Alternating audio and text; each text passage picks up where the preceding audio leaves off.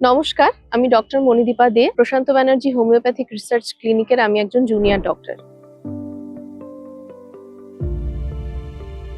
এই কথাটার অর্থ হলো আমাদের শরীরে ভিটামিনের ঘাটতি। দুটো পয়েন্ট।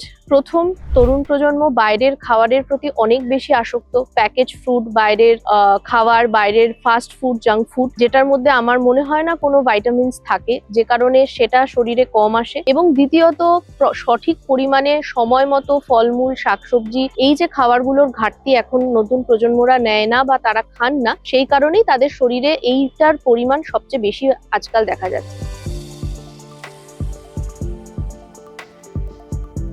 অনেক সময় মুখে ঘা দেখা যায়, তো এটা সবচেয়ে বেশি দেখা যায় ভিটামিন সি এর অভাবের কারণে, এবং এটা সবচেয়ে বেশি পেশেন্টদের মধ্যে আমরা নোটিস করি। এছাড়া ধরুন হাঁটু ব্যথা, উইকনেস, শক্তির অভাব, দুর্বলতা, এই জিনিসগুলোও কিন্তু ভাইটামিনস এর অভাবের জন্যও হয়।